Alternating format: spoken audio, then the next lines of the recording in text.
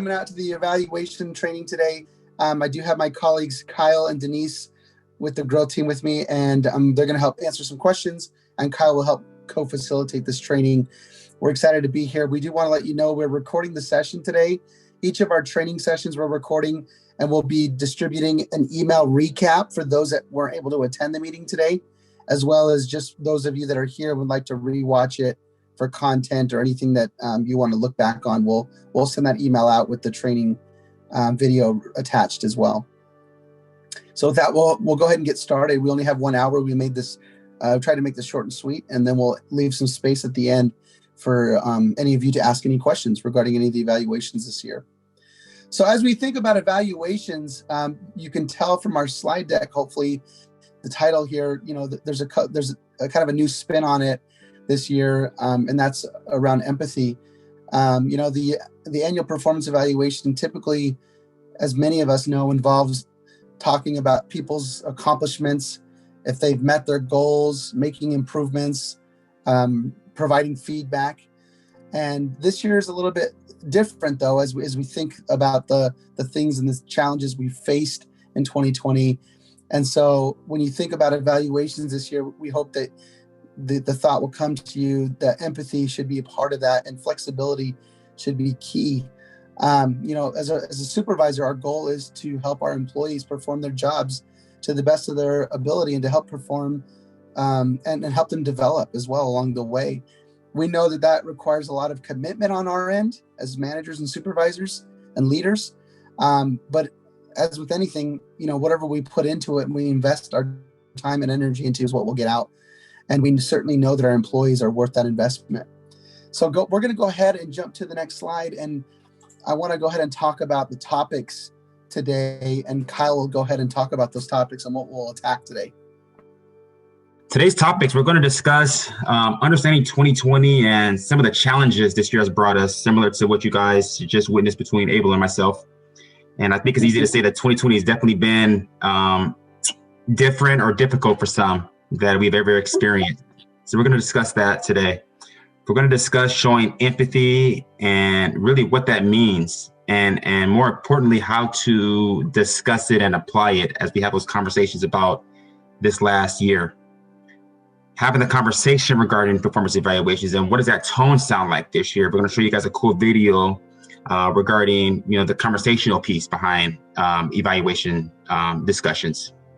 We're going to discuss some things to be mindful of, some HR related tasks that you may not be thinking about, but it's something that it's important that managers and leaders should know before having those conversations.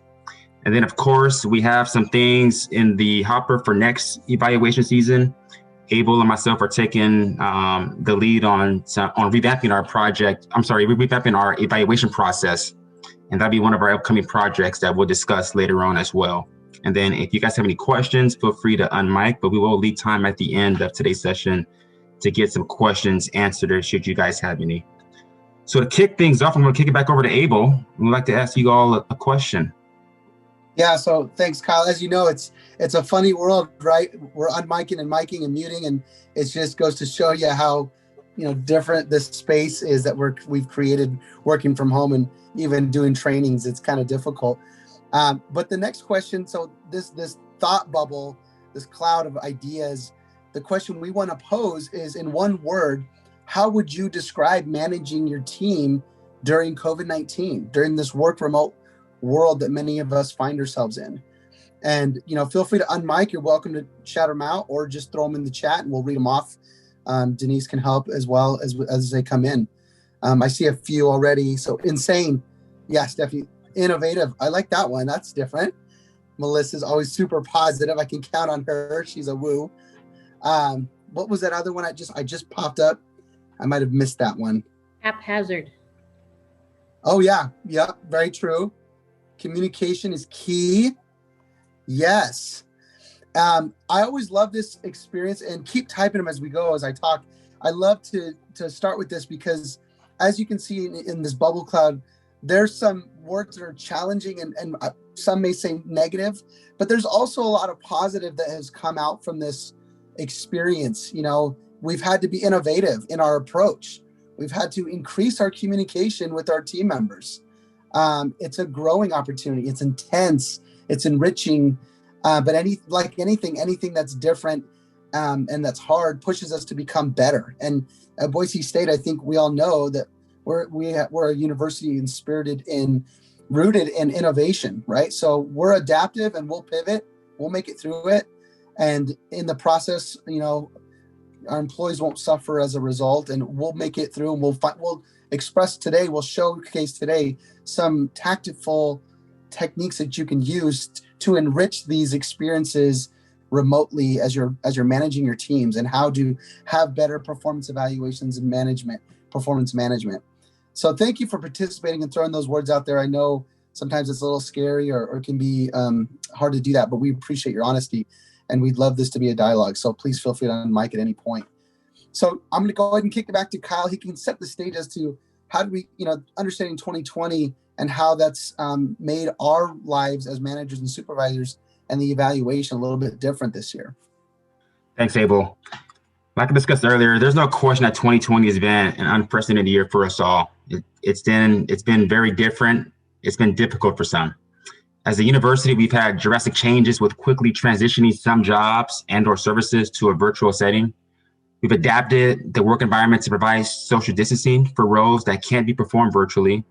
We're supporting employees through unexpected challenges that they are facing at home, such as virtual school for their kids, COVID-19 related concerns and or diagnosis, and many more things.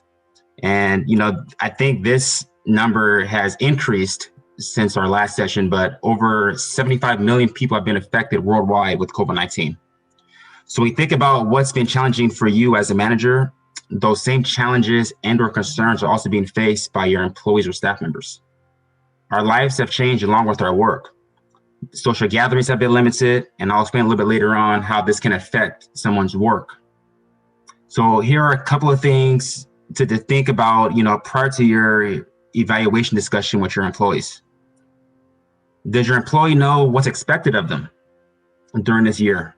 Have you set those clear expectations with your employees, maybe since they've been working in a remote setting? With most employees working in some kind of modified schedule or in a remote setting, it can be difficult to have those metrics on employees or staff members' performance if expectations weren't really clear, post COVID-19 when they went on that unusual schedule that's different. Some of your employees or staff members have never left as they may be essential to the business. So is it possible that they have faced maybe similar challenges as those who are working in a remote setting? I think so. Maybe walk-in traffic in their department has decreased, so it's possible that tasks or duties have also been affected with this change. So because this year has been so different, we believe that empathy should play a part, or at least a piece, in the evaluation process this year. And, the meat of our presentation will be on this next slide. So I'm going to kick it back over to you, Abel, to discuss why empathy, really should be the key in those discussions. Yeah, thank you, Kyle. So, why empathy, right? So, this is the meat of our presentation and the focus and lens that we want to place on each of the brim of our noses here to see through. So, empathy, first of all, what's empathy? Well, we can define that easily. Anybody can look this up. Empathy is understanding the feelings of another. But to kind of drill down even further, many of us know Simon Sinek and his work, and he's got a full TED talk on empathy, and I'm happy to share that with anybody who'd like to listen to the whole thing. But he defines empathy in a way that that enriches my understanding even more. He says, empathy is being concerned about the human being, not just their output.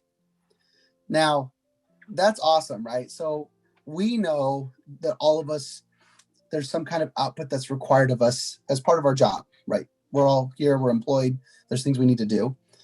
But, we understand that no longer can be the bar, I guess. I guess we need to also be concerned about the person doing the output. And again, that's important as we look at mental health, and we'll talk more about some of the other factors that play into that. But, empathy is important at this point, as 2020 has rocked a lot of our boats. There's a lot of things that maybe have aggravated the individual human, holistically, that all those things have come to the surface, and possibly affected how we've performed our output and understanding those barriers. And so leadership is about empathy. It's about having the ability to relate to and connect with people for the purpose of inspiring and empowering people's lives. And so, why should empathy, again, we're drilling this down pretty hard, but why is empathy a theme for 2020? And I think we've hit that because it's different, right? This year's been different. And our job descriptions and our settings and all these things that our world, none of us signed up to work remote when we got the job. At least most of us didn't know that was going to be a thing. And so we're all pivoting, right? We're all being innovative and flexible and agile. But you are, as supervisors, are in a great position to understand the needs, the fears, the struggles, the wants of your employees. And even though it's been a rough year, your tone and your approach should be one of compassion and kindness. And so how do we show that? Well, using the language that truly shows that you understand their concerns. Maybe you understand why a project wasn't done and met the deadline, or why tasks that were delayed or had gone unfinished. And was that possibly due to COVID-19 or working remote or not having the resources? It may be. So empathy, and I want to caveat what I'm saying with this bold statement.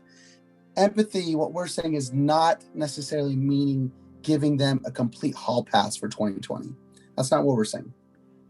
What we are saying is we want to be mindful of the struggles that people are facing or have faced during this pandemic and working remote. And so consider what effective performance really means in light of all this and what's happened since the beginning of the pandemic, and setting expectations. And even Kyle talked about this. Have we done that since COVID-19 and since they've gone remote? Have we made those adjustments or had those conversations? Have we dug deep to understand, what it is that they're feeling?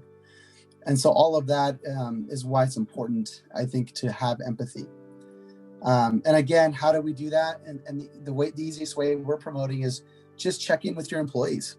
Have a regular basis check-in, understand their struggles and what they're facing, and making sure that they have the tools and the support to accomplish the output. And in the process, we're showing empathy because we're concerned about the human being. So I think hopefully I explained that relatively well, but love for anybody to unmic or throw comments in if you have any thoughts about that. And we'll keep an eye out for that as well as we move forward. But now that we've kind of drilled down empathy, how do we take that? You may be wondering, how do I take that and what you're saying in HR, and how do I apply it to the conversations that I have to have and doing the evaluation itself this year? And what does that look like? How is that different? How do I bake into it empathy? And so I'm going to go ahead and kick it back to Kyle, and we'll talk a little bit about how you can practically implement those skills and techniques. Thanks, Abel. So the video, How to Conduct a Better Performance Review Conversation, is a great video about how to have the right conversation with your employees. So we're going to go ahead and play this video now for you all. It's about 3 minutes, and we will recap here in just momentarily.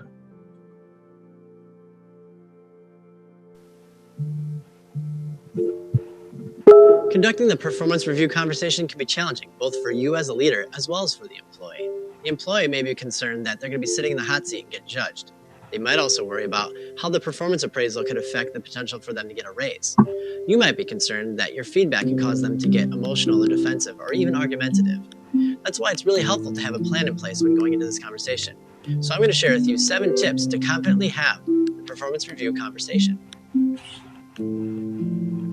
Tip number 1, don't ad lib. Use the forms that have been provided by your company for the performance review conversation. Number 2, make sure your employee gets to prepare the exact same forms so that you can be on the same page and there's no surprises for them. You don't want them to be frustrated when suddenly they feel like they're being judged for something that they just weren't expecting. Number 3, don't just dive in and get to business. Build some rapport. Set the tone by asking them how their week went, thank them for showing up to the meeting, and maybe discuss something like how their family is doing or any vacation plans they might have. Number 4, before you give your feedback, first allow them in each category to tell you how they felt their performance was in the past year. Tell them where you agreed with their performance opinions, and then tell them where you may have differed. This is an important phrase. Instead of saying disagree or allowing room for any kind of argument, just say, I appreciate your feedback on that. I would agree, you did a great job with X, Y, and Z. Where my opinion differs a bit is, and then give the example. Number 6, when giving feedback, make sure you'll use only observable facts, not assumptive judgments. You don't want to say something like, Mike, it really seems like you've checked out and you don't even care anymore this past quarter. Instead, say something like, I've noticed you've been tardy 3 times out of the last 4 weeks, and in most of the meetings in the last 2 weeks, you've really only participated once. What can you tell me about this? This gives them an opportunity to share their side and really explain what might be going on with them. Which leads us to number 7. They may become defensive or argumentative. If so, as challenging as it may be, allow them the time to vent and listen to what they have to say. No need to prescribe an answer, just listen, and if necessary, ask them to share a little bit more. Want an even deeper dive on how to conduct the performance review conversation? Head over to livingasaleader.com/shop and check out our performance management e-learning bundle. In this 2-part course, we not only talk about the conversation, but we also discuss how to set goals with your employee and how to coach them throughout the year. For even more tips like this, subscribe to our YouTube channel or go to livingasaleader.com and subscribe to our blog. Thanks for watching.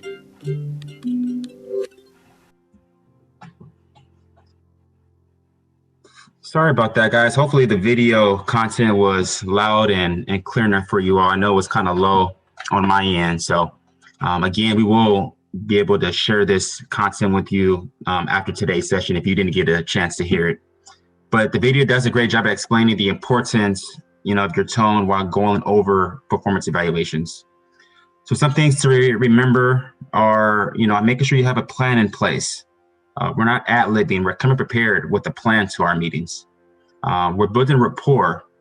We are allowing employees to, convey how well they did this year and where you guys may agree or disagree. Most importantly, we're also using only the facts. And we're allowing the employee at the end of the conversation to, vent and, maybe they have a disagreement with you and we're allowing them to, spill it all out. And sometimes we don't have to respond. We're just allowing them to vent, and maybe they just want to spill out what's going on and the concerns that they see on their end. And maybe that's something that you guys can circle back on later on. So, some other suggestions or examples you can use prior to your conversation with your employee.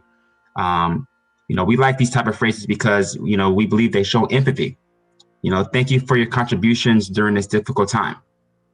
I appreciate how well you've adjusted.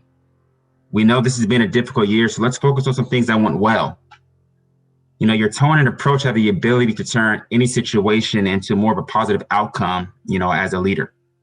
And conversations that start off with empathy gives the perception to the employee or staff member that you truly do care about their well-being. And this next slide here will touch briefly on performance management and the structure behind keeping track of their monthly output, as Abel said earlier in today's session. Yeah, so thanks, Kyle. So this slide kind of graphically shows some of those tips and, regarding the performance management piece. So, making sure that you're documenting, the conversations or job plans, or if that may be an IDP, that individual development plan, but that you're having these meetings regularly. Again, we're checking in with our employees. We're setting goals and being prepared, and we're discussing those successes and those shortcomings, but we're also providing feedback and recognition. So as we said earlier, and I can't remember who said it in the chat, but the conversation is key. The communication is key. And what we're saying is goals still matter, of course, but in light of 2020 and we're working remotely and, maybe these other barriers, they may need to be adjusted or adapted to the current circumstances. And, employees' goals that were set, for the current year, maybe through the lens of the pandemic, right? Consider what overall company or organization targets were for the current time frame and compare them, for year to date. And again, some of those things may just need to be adjusted because of lack of I didn't have a camera for the first 4 months. I didn't have an office desk. I didn't have an office space in my house. And so there's all these things that, that may inhibit their output once again. But thinking about your team's goals, as well, and talking about with your employees about, again, what's expected, and do they have the tools to do their job? So one of the other questions we'd like to pose, and we'll again throw it in the chat or shout them out. But what are some roadblocks, if any, that maybe some of you have had when it comes to, how do I measure the performance of my employees during this pandemic or during this working remote COVID-19 fiscal year? Has that been difficult? Is it, have you found any solutions or something you could share with the rest of the group? And feel free to unmic. And Heather, I know I'm looking at Heather just because she's on my screen right now. I hate to always call on people, but Heather's a great example of a great leader, and maybe she has inputs or thoughts about those roadblocks, right? How do we measure performance? Is that a concern, during COVID-19 working from home?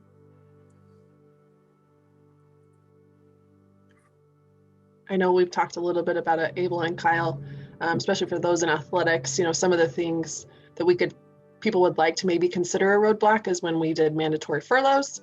And some of our employees were out for an extended furlough. Those would be things that would be a roadblock. However, I want to just reiterate that those are not items or areas that we can use to use for the evaluation process. So we've got to take all of that time that those employees were away, and we've got to, it's not a part of this process. So, only on top of that, people's internet going out, people's kids at home. I mean, that's what's happening with me right now. We've got kids, we've got no daycare. Trying to figure out, I kicked my kids out downstairs. And so some of those things just being, of course, a lot of us in athletics are doing this in and out in the office, or at home type thing. So just being a little bit of the flexibility is probably one of the bigger things to keep mindful for this year. Sure. Yeah, I love that, Heather. And we have some really great real examples. You just gave tangible examples of some of those roadblocks and concerns that, as managers, it may pop in our head, or even colleagues may say, well, how do I evaluate them? They've been on furlough, so those may be questions you may be asking, and we'll address those as well. And we do want to echo, and Kyle, my colleague, will go into this more in a couple slides, that those pre-approved absences and leaves should not be considered and included as part of the evaluation if they have been pre-approved. So we'll talk a little bit more about that as well. Before I jump off this slide, though, thank you again, Heather, for letting me pick on you a little bit. We also want to this is something that recently we thought of, and I think it's super important, give credit for adaptability with your employees this year, right? So all of us, and many of us, have had to jump from the lily pad to the rock, and what we call moving all our stuff out of the office and going home and being in a small room, or the kids, but yet your employees are doing it, right? They're doing it. Many of them are having a positive, attitude and smile about it. It still is hard, but as managers and part of our evaluation, we should be giving credit for just their adaptability and agility and willingness to do this.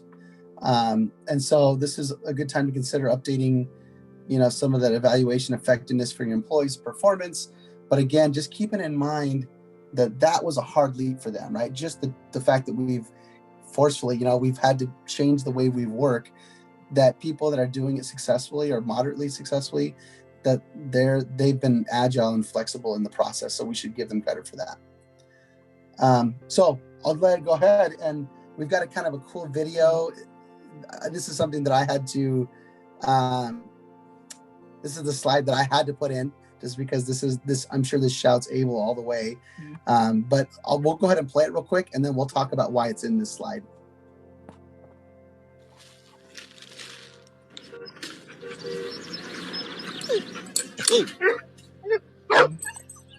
Look at the cute dog.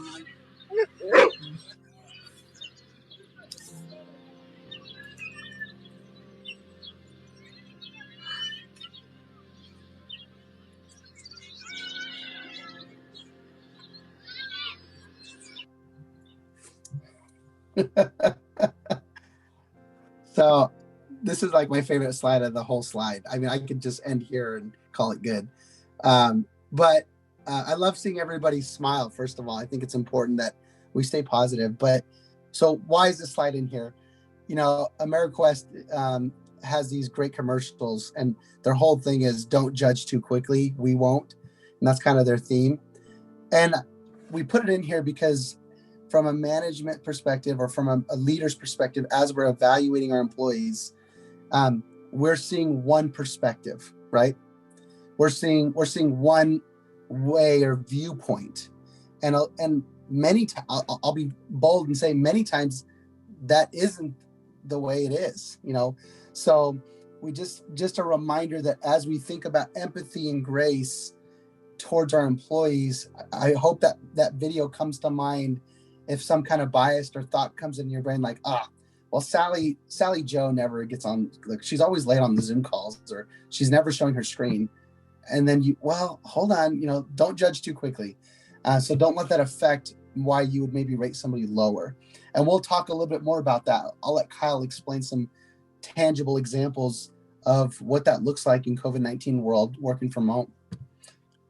Yeah, thanks, Abel. You know, we like to use the word harmless in HR, and, you know, Heather hit it earlier. You know, we're not holding anybody accountable for time off that was out of their control.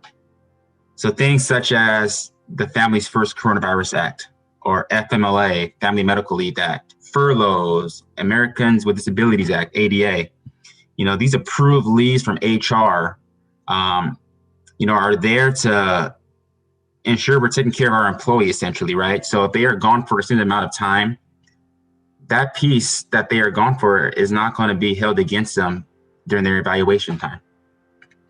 Using Zoom was new for a lot of us, you know, and this is my third month in at Boise State, and it took me a couple of weeks just for me to figure out how to start a Zoom meeting. And had to touch on this again, and Abel, you know, we have small kids, so if I have a 1 o'clock meeting, I may turn my camera off because I need to eat. I need to catch up. I'm making lunch for the kids. I need to adjust my work to ensure that I'm able to take care of my family at home as well, since I'm at home. My kids are doing online school, so we're quickly pivoting on ensuring we're taking care of the whole package. You know, we're wearing a lot of hats as parents, or we're taking on additional duties if you don't have, you know, kids at home. You know, things are very unusual during this time of the year anyway. So we're making sure that we understand that, and, you know, the perception is, you know, hey, this person is never available, or they're always late, or whatever the reason is. But, you know, the reality is, you know, we don't know what's going on underneath the surface. And, you know, Abel's going to touch on that iceberg slide here in a second. But we're making sure that we're not penalizing anybody for things that are out of their control, such as, you know, have an unreliable internet connection. You know, right now I'm using my cell phone as a hotspot because I have 3 kids doing online schooling. My wife works from home. So my internet speed is, you know, greatly, you know, boggled down when I have different sessions. So I need to, you know, make sure that, you know, I'm able to do my work effectively. So I have to use a hotspot sometimes. And just because somebody's not speaking up during the meeting, or, you know, they're not throwing in their 2 cents, doesn't mean that they're not paying attention. You know, so these are things that, you know, as managers, we're looking at the whole package and we're evaluating on, you know, what we can, and we're doing that to the best of our ability. Another thing to think about this year is the daycare and school closures. You know, things that are out of our employees' control. So, you know, maybe they need to quickly leave work because there's a COVID case at their child's daycare. So are we holding anybody accountable with an attendance issue because they had to leave for something that was totally out of their control? So those are things to be mindful of. And Abel, do you want to touch on the iceberg clip there? I think this is going to be a great, you know, transition for that. Yeah, I think these are all tangible examples. When we talk about empathy, this is what we're talking about. Wearing hats, school closures, Zoom cameras off. Many of your Zoom cameras are off right now. And we don't want to take those perceptions, right? Those don't judge too quickly, as that must mean that they're not engaged, or they're not paying attention, or, you know, and so we would mark them down for those reasons.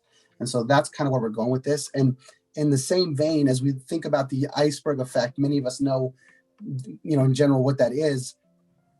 As humans, we have multiple layers. My wife makes fun of me when I say that because I sound like Shrek. We watched Shrek the other day on the TV, my son and I, and the ogres are like, onions, and we have layers. So, but as humans, we have layers, right? So, I would like to think I'm a better looking guy than an ogre, but my wife doesn't say that. But we have layers, and below the surface, most of us are below the surface of work world, right? Who we are at work. But right now, because we're working remotely and we're at home, I'm in my children's world. This is their world, right? I'm playing in their sandbox. And so they don't care that I'm on Zoom. They don't know what Zoom is. This is where they live. But below all of these things could be agitating the output of my performance as an employee, right? So I may not seem like I'm paying attention because I am distracted. That's just a reality, right? So I think, again, it's setting expectations as a manager and employee, understanding that, yes, Abel has 3 kids, or yes, their internet is horrible and they cuts out all the time. That's what you have to deal with at the time. So there's things in our control and there's things that are not in our control. But getting back to the iceberg effect, because there are layers that our social life, our mental health, all of these things have been rattled a little bit in COVID-19, working from home, and some of that stuff may be coming up to the surface. So as we talk about that rattling and that emotional, mental well-being, we wanted to partner with, and many of you know Matt very well, but we partnered with Matt Neese, and he explains a lot more eloquently than we can.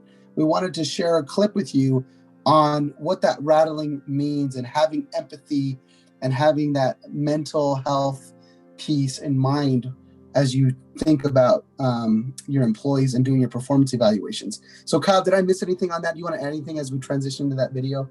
No, I think you hit it, Abel. I think a lot of the time, when people think about HR, HR is saying this, HR is saying that. It's always HR, telling us what to do. Really, we wanted to partner with those experts on campus to ensure that the message is not just coming from HR, but it's coming from people that are immersed in this every single day. Matt Neese is the director of counseling services.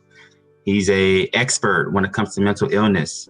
So we're going to play a piece for you. It's about 1.5 minutes long from Matt, and then we'll recap here in just a second. When it comes to applying my knowledge of empathy, there's a really great framework that helps me keep in check. On one end of the spectrum, there's what we call cognitive empathy. This is when I understand cognitively what's going on for another person emotionally, but I don't have my own emotional connection to that experience, and therefore don't care enough to do anything about this understanding. On the other end of the spectrum, there's emotional empathy.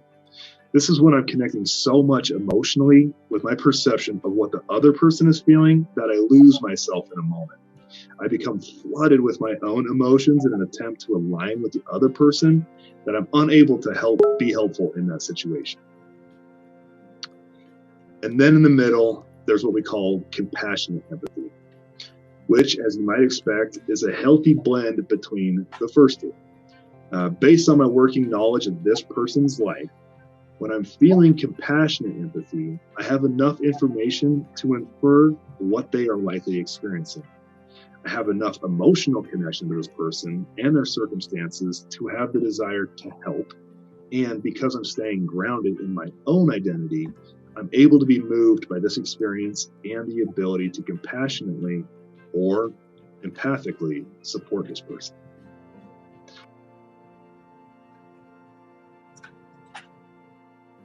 When it comes to applying, yeah, Matt does a great job at explaining empathy. You could do, he's the expert around campus, and we were, gracious enough to have him, share his insight regarding, the empathy theme. So that's very important to us.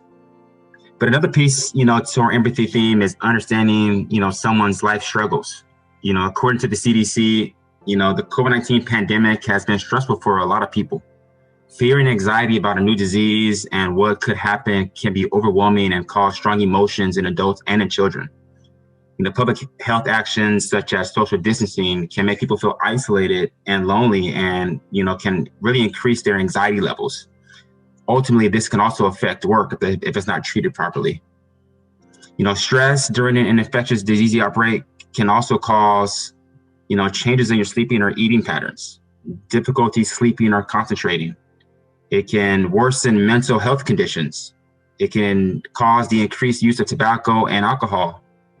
So, many employees and staff members here on campus, have those same very worries.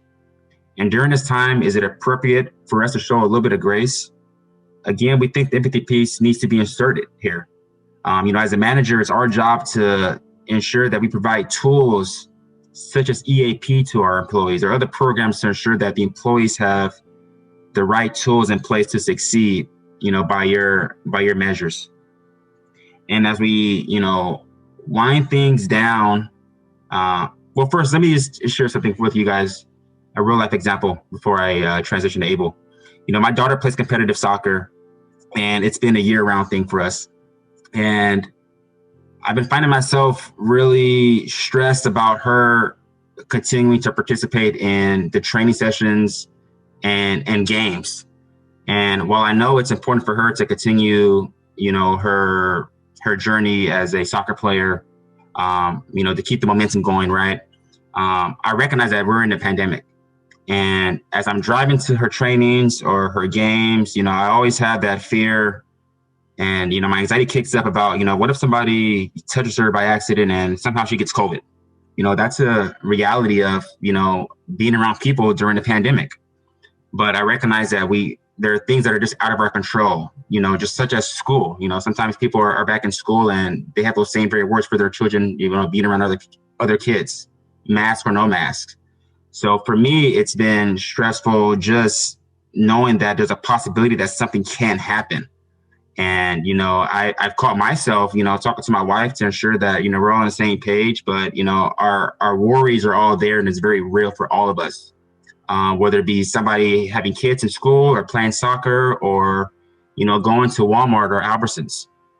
So, it's not just, those that, are reaching out and asking for help, but I think it's going along the line with touching a lot of us. And a lot of us will never know about our struggles if we don't mention it. So if you see somebody struggling with that, this is when you do come in as a leader to ensure that they get the help that they need. Because this stuff is very real, and we want to ensure that we take care of our employees here at BSU. So I wanted to share that with you all. So as we wind things down, Abel, do you want to touch on, kind of what's next in the hopper, what's on the horizon? Yeah, for sure. And just to echo Kyle, with myself having a few young kiddos, it's been different, and some of the things that the CDC, some of the things that Kyle mentioned in the CDC statistics, it's very true for me. I mean, changes in sleep and eating patterns, I've gained some weight, and my bed's close to the fridge and my desk, and kids running around. And so all of this is very real.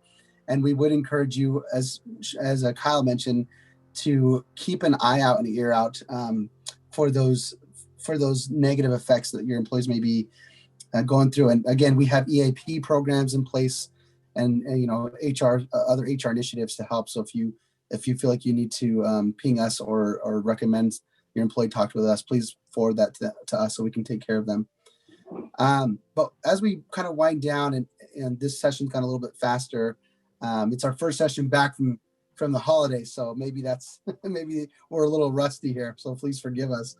But you guys are such a quiet group too. I mean, either you're just like whatever, or this is just a big thumbs up to us. So please. Well, I do have something else. Yes, please. I know we've talked about a lot of people working from home, which we have had a lot of staff in our department work from home. However, we have also had much of our staff that has never left campus. And I think, through the evaluation process, them being able to, take on the duties of being in on the daily, being around COVID, testing COVID. I know our training room, our sports performance staff has been awesome. Our coaches have been awesome, just because they're putting themselves in our, don't let me forget, our operation staff, which has been great just to keep our facility. So I think we also need to think about those people. Not everyone's been home, but also if those people have been doing awesome, let's talk about it. Let's put it in the evaluations. Let's talk about how they've Yes. been agile and flexible and doing all the things that's not normal for anybody. So I just wanted to bring that up, that we have had staff that have not left, and they're tired. I mean, everyone's tired. People are at home are tired. People at work are tired. They're just, I know everyone is over COVID, but just wanted Yes. to reiterate the people that have actually never left the building. Yeah, you're absolutely right. And again, they should receive just as much, if not more, credit, because they're kind of the front line right now for our university, our employees. So yeah, again, and again, this is what's kind of the great difficult area, and where you as a leader, this is where you're really going to come in, and we're happy to help. But there's just not a blanket that goes across everybody right now and saying this is how it's done. It's just not going to happen this year, especially with COVID. In the past, it's been a little bit easier because there's been standards and we have that form, but the COVID's kind of thrown a wrench in that. So we're really, we're here to help give you the tools and help guide you, but it's just not a one size fits all, especially this year. So, and I appreciate Heather bringing that up. Everybody's situation may be a little different. Any other thoughts before we've just got 2 or 3 more slides. We're gonna leave open some questions, but any other thoughts of things that we've touched on, and the empathy piece, how to actually put that into practice, and how this year's been a little bit different as you go into those evaluations?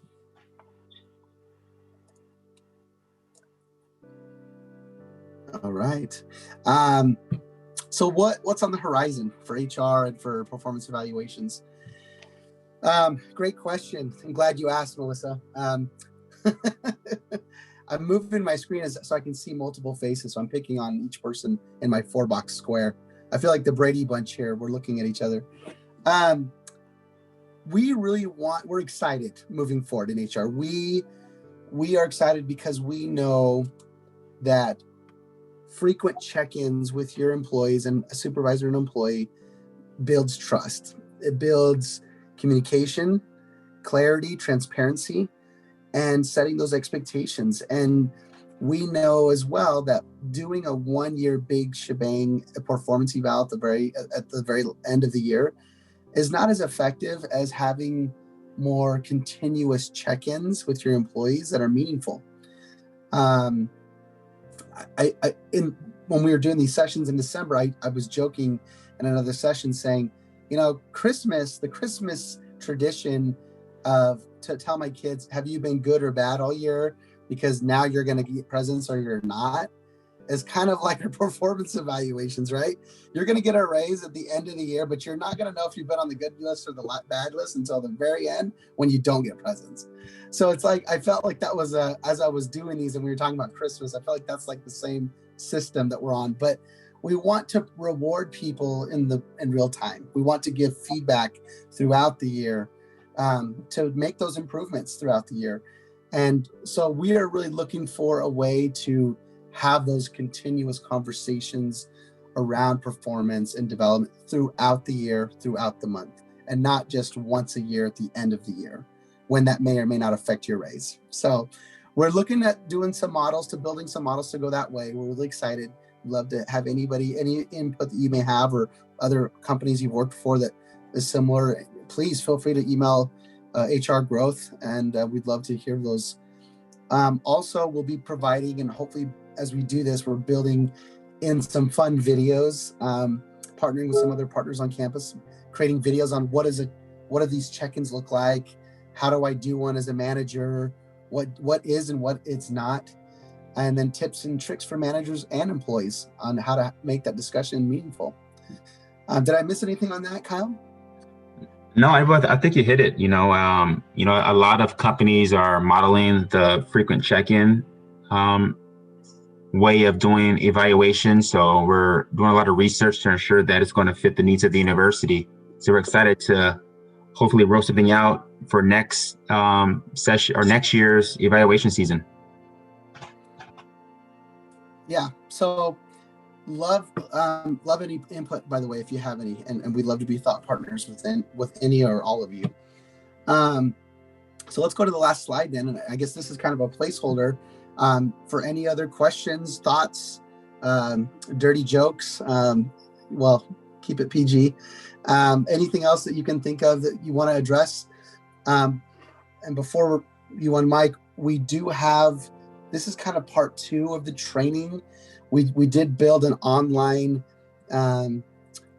e-learning module training that you can take at your own pace about how to complete the evaluation form.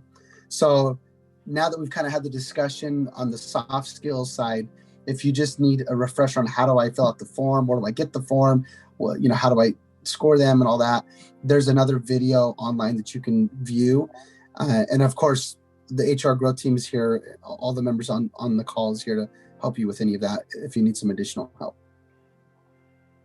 With that being said, I will let any of you unmic and let us know if you have any questions or thoughts, and we'll go from there. I think we have 12 minutes, so I think we finished a little early today. I might just say a little something, and that is what I think has been surprising to a lot of supervisors is how many people are thriving if they're at home and they're doing really well, and they don't want to come back to work, right? Like they want to keep working from home with their dog by their side, and then other people really build and renew and energize around people, and so it's quite a struggle. And so the same, you could have a couple people in the same department who are having extremely different experiences working from home or working. It can feel a little isolating if you're the only one in the office. I've been in the office some, not as much, but sometimes I'm just there all alone in this big office, and it feels really weird to be in the office. I could do, jumping jacks or whatever I wanted to do. No one would know. but it is a different experience for everyone. Yeah, that's very true, Melissa. And just be aware of those ghosts, right, from the comm building that may fly over to your side of the building in there.